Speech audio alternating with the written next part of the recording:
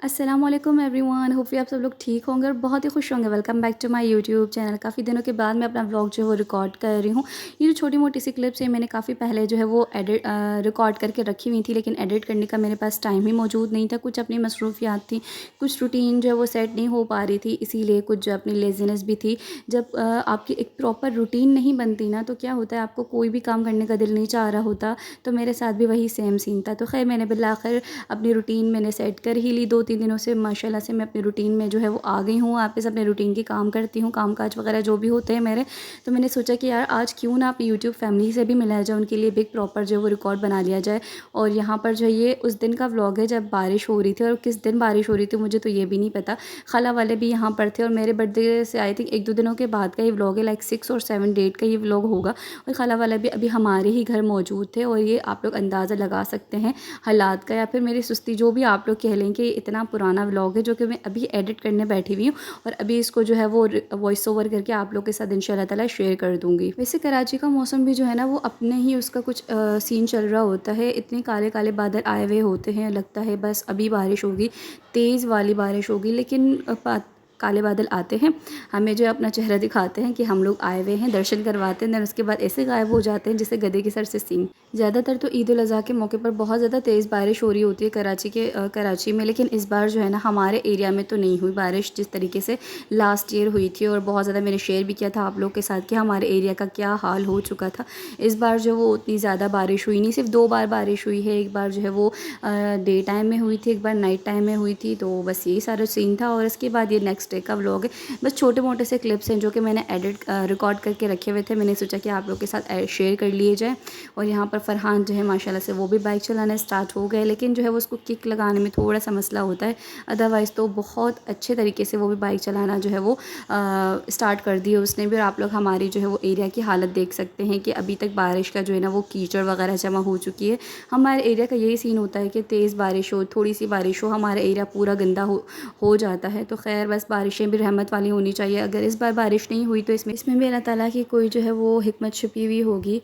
तो बस यही सारा सीन था। और इसके बाद ये हम लोग जो है वो लंच करने के लिए बैठे हुए थे, और मामा ने यहाँ पर जो है वो बीफ पकाया था या फिर मटन पकाया था, मुझे ये भी याद नहीं है। और खाला वाले जो वो अभी कराची में ही थे, लेकिन वो नानी अम्मा के पास गए थे, उनसे जो है वो अल्लाह हाफ़िज़ कहने, बिकॉज़ उन्हें जो है वो 1-2 दिनों में जाना था।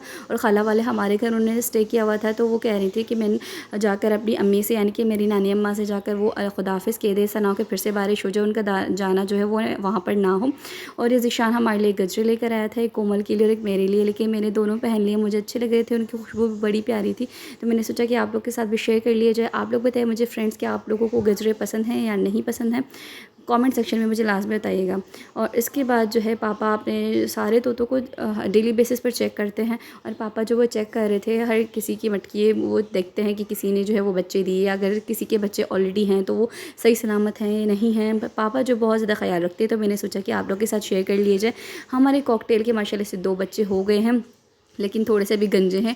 और मियाँ मिट्ठू को तो आप लोग जो है मेरे हर व्लॉग में देखते होंगे, क्योंकि काफ़ी सारे लोगों को जो है ना हमारा मियाँ मिट्ठू बहुत ज़्यादा पसंद है। सबसे ज़्यादा जो मेरी फ्रेंड हैं उनके बच्चों को बहुत ज़्यादा पसंद है। तो वो कहती हैं आपका मियाँ मिट्ठू जब बोलता है या फिर आप अपने व्लॉग में दिखाते हैं ना, तो मेरे बच्चे बड़े शौक से वो वाला क्लिप देखते हैं। तो ये ज़्यादातर मैं उनके लिए यहाँ पर ऐड जो है वो डालती हूँ। और यहाँ पर जो है मौसम की जो आग मचोली है क्लाउड्स की, वो तो चलती रहती है। और यहाँ पर हम लोगों ने पर्दा बिल आखिर चेंज कर लिया, वो इसलिए बिकॉज जो है वो थोड़ा थोड़ा फटता फटता सारा फट गया था। तो मामा ने कहा वो बहुत ज़्यादा बुरा लग रहा है, तो इसीलिए चेंज कर देते हैं। और हम लोगों ने बाहर जो है वो सोना स्टार्ट कर दिया है, कि जहाँ पर जो है ना बड़ी ठंडी ठंडी हवा आती है। जब हम लोग फ़र्श पर सफाई पोछा वगैरह लगाते हैं, और उसके बाद जब ठंडे ठंडे फ़र्श पर सोते हैं ना, तब बहुत ज़्यादा सुकून मिलता है। वैसे तो हमारे रूम्स भी इतने ज़्यादा गर्म नहीं होते, लेकिन वहाँ पर जो बिस्तर वगैरह पड़े हुए होते हैं, तो उनका जो मैट्रेस है ना वो गर्म होता है, तो इसीलिए। और फिर ये नेक्स्ट डे का व्लॉग था, मैंने सोचा कि अपनी स्किन केयर थोड़ी सी कर ली जाए। तो यहाँ पर मैं अपनी वही स्किन केयर कर रही हूँ। और इसके बाद मैंने आप लोगों के साथ अपने बर्थडे व्लॉग में शेयर किया था कि मैंने एक हेयर मास्क ट्राई किया है, जो कि अगर जिसके अच्छे रिजल्ट्स मुझे मिले तो मैं आप लोग के साथ भी शेयर करूँगी। तो ये वही है। उसके लिए हम लोगों ने लिए है एलोवेरा जेल, 1 अदद प्याज, कोकोनट ऑयल और 2 विटामिन ई के कैप्सूल्स। आप लोग अपनी क्वांटिटी जो है वो अपने हेयर्स की लेंथ के अकॉर्डिंगली, या फिर अपनी जो है जितने लोगों ने इस्तेमाल करनी है, लगानी है अपने हेयर्स पर बेसिकली, तो उसके अकॉर्डिंगली अकॉर्डिंगली आप लोग क्वांटिटी को कम ज़्यादा कर सकते हैं। तो यहाँ पर हम लोगों ने क्या करना है, प्याज को कद्दूकश कर लेना, बिकॉज़ उसका जूस हम लोगों को चाहिए। तो यहाँ पर जूस वगैरह हम लोगों ने प्याज का सारा निकाल लिया है। और इसके बाद हम लोग अभी जो है वो इसमें कोकोनट ऑयल डालेंगे। मैंने तकरीबन इसमें 2.5 चम्मच जो है वो कोकोनट ऑयल इसमें ऐड किया था, बिकॉज़ मुझे भी अपने बालों पर अप्लाई करना था, देन कोमल को भी अपने बालों पर अप्लाई करना था। तो इसके लिए हमें थोड़ी सी ज़्यादा क्वांटिटी चाहिए थी। लास्ट टाइम भी क्या हुआ था, जब मैंने अप्लाई किया था तो कोमल बेचारी के लिए बचा ही नहीं था, तो वो बहुत ज़्यादा सैड हो गई थी। तो यहाँ पर हम लोगों ने क्या किया, जो अनियन का जूस है एंड देन इसके अलावा जो कोकोनट ऑयल है, इन दोनों को मिक्स कर दिया हम लोगों ने। उसके बाद विटामिन ई के 2 कैप्सूल लिए हम लोगों ने और उसको भी इसमें जो है वो ऐड कर दिया। आई थिंक ये जो सारी चीज़ें, सारे इंग्रेडिएंट्स जो भी मैं इसमें ऐड करने लगी हूँ, इसकी मुझे आप लोगों को फ़ायदे बताने की ज़रूरत नहीं है, बिकॉज़ ये सारी नेचुरल चीज़ें हैं। और आपको पता है कि नेचुरल चीज़ें अगर फॉर एग्जांपल फ़ायदा आपको नहीं भी दे रही तो आपको नुकसान नहीं देंगी, तो आप लोग जो है ना बिला झिझक इसको इस्तेमाल कर सकते हैं। हाँ, शर्त ये है कि आप लोग पहले ये कन्फर्म कर लें, मतलब अपनी उसके हिसाब से कि आप लोगों को किसी चीज़ से कोई एलर्जी वगैरह तो नहीं है, क्योंकि काफ़ी सारे ऐसे लोग होते हैं, किसी को फॉर एग्जांपल अनियन जूस से कोई एलर्जी हो सकती है, किसी को किसी चीज़ से कोई एलर्जी हो सकती है। तो ज़रूर नहीं कि जो चीज़ आप लोग सोशल मीडिया पर देखें या फिर जो चीज़ आप लोगों को यूट्यूबर्स, इन्फ्लुएंसर्स वगैरह बता रही हूँ, वो आप लोगों उनके लिए अगर फ़ायदेमंद है तो आप लोगों के लिए भी फ़ायदेमंद हो। आप लोगों ने क्या करना है कि अपनी स्किन के, अपने हेयर्स की, हर चीज़ के अकॉर्डिंगली जो है वो देखना है, जांच पड़ताल करनी है कि आया मुझे इस चीज़ से एलर्जी है या फिर नहीं है। देन उसके बाद आप लोग वो चीज़ अप्लाई कर सकते हैं, कोई इसमें बड़ी बात नहीं है। गलत जो है वो इन्फ्लुएंसर्स भी नहीं बता रही होती, वो अपनी स्किन, अपनी हेयर्स के अकॉर्डिंगली बता रही होती है, जो कि हम लोगों को फ़ायदा देती है। अब ये वाला जिस तरीके से हेयर मास्क इसने मुझे फ़ायदा दिया तो मैंने आप लोग के साथ भी शेयर कर लिया। आप लोग भी देख लीजिएगा कि जो जो इंग्रेडिएंट्स मैंने इसमें ऐड किए हैं, अगर उनसे आप लोगों को कोई एलर्जी नहीं है, देन आप लोग जो है वो इसको इस्तेमाल कर सकते हैं। देन फाइनली हमारे यहाँ पर जो हेयर मास्क तैयार हो चुका था। अभी हम लोग जो इसको अप्लाई करते हैं, और यहाँ पर जो हम लोगों ने अपना हेयर मास्क अप्लाई कर लिया था। सबसे पहले जो है ना, मैंने मामा से कहा था कि आप मुझे जो वो लगा दें, क्योंकि उसके बाद जो है ना मुझे और भी बहुत सारे काम करने थे। तो मैंने सोचा कि जब तक मेरे सर में लगा हुआ होगा ना, तो तकरीबन 30 to 40 मिनट्स इसको सर में लगा रहने दें, ज़्यादा से ज़्यादा 1 घंटा।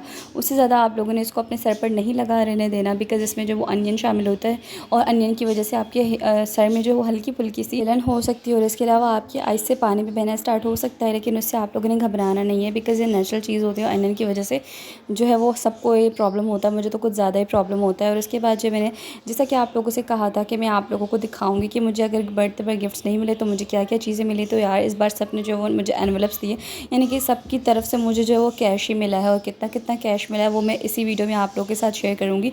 खाला ने मुझे जो वो 1000 दिए, फरहान ने मुझे इस बार 500 दिए, इसके अलावा एक मामू ने भी मुझे 1000 दिए, यानी मामू और नानी के घर से जो है मेरे पास 1000 आए थे। मामा ने मुझे 2000 दिए, कोमल ने मुझे 1000 दिए, और कौन था, खैर यही सारी चीज़ें मुझे मिली हैं। ज़िशान जो है वो इस बार उसके मोबाइल टूट गया था, तो इस बेचारे ने अपनी जो भी जमा पूंजी थी, जो भी उसकी जो वो सेविंग्स वगैरह थी, उससे उसने न्यू मोबाइल लिया था। तो इसी वजह से उसने मुझसे कहा कि इस बार मैं आपको जो वो कोई भी गिफ्ट वगैरह नहीं दे सका, तो उसके लिए सॉरी। मैंने कहा कोई बात नहीं, होता रहता है।